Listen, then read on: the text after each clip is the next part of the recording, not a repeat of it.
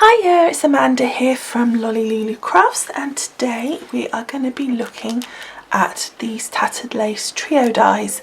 We're going to take each flower and show step by step how we make it up. Now, your tattered lace trio dies are what they say they are. There are 3 steps to them. So you've got your die for your die cutting, then you've got your embossing folder, and then you've got your stamps.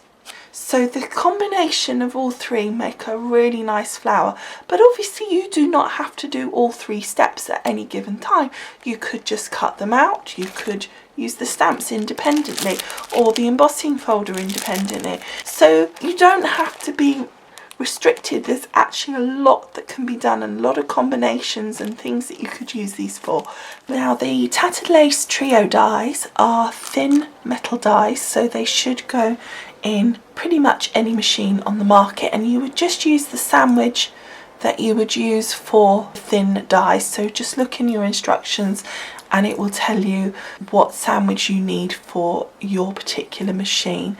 Today I'm going to be using my Sizzix Big Shot, and so I will be talking through the sandwiches that I am using for that machine.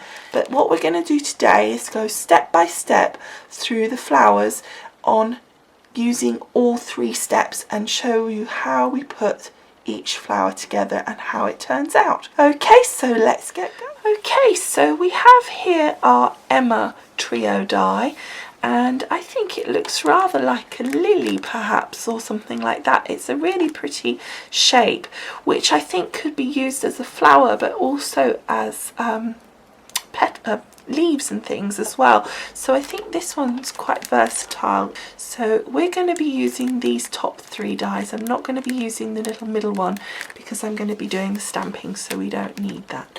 Okay, so let's get cracking on our machine here. So we're going to start off with our magnetic plate, followed by our acrylic mat, our paper, and then we're going to put on our dies. So let's just put this nice large one up in a position, nice position. We want them cut side down on this combination that we've got here, and then that one there. Just trying to make sure my pattern's really nice on this. There we go. And then we're going to put my acrylic plate on to finish off, and then we'll run it through the machine like so.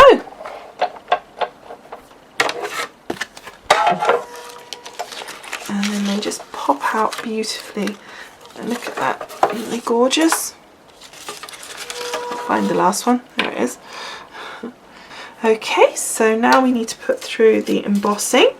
So for the embossing on my Sizzix, I need to just get my normal platform, not my magnetic plate, take back the tab 2 so that we're using tab 1, pop that in, then I've got my acrylic plate, and then we're going to have my embossing folder, so let's just get that ready.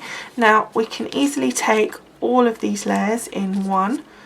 You can take much more than this. In fact, you could probably take 5 or 6 layers, if not more. So I'm just putting these on so they're nice and central to the pattern. But again, if that's not what you want, you can change that up, but I want it so it's centralized. So that's that. That goes down next. And then we're going to put the acrylic plate to finalize the sandwich, and then run that through my machine. There we go. Just push that through so we can take the lid off. And here it is, isn't it beautiful? Now what happens is it all squishes the layers together, so when you take it out you'll almost have like one layer. It's just where the dips are pushing in, so just carefully release them from each other. And then we've got one more on here, and there's our layers. Okay, so now we need to do the stamping. So I really want to keep this nice and clean and simple because I think it looks really nice, and I don't know, I can't get around the idea that it just looks like a bit of a lily. So I'm just going to use this one here and stamp in the centre of that top layer. So we're just going to take my little stamp, pop it on the block, ink up with my ink here.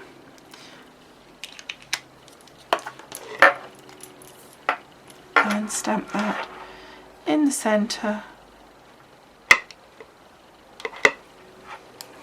And there. I think that looks really pretty. I love the way that just gives a little extra something, and then if we put a gem or something in there in the middle, that's just going to really give it a nice look.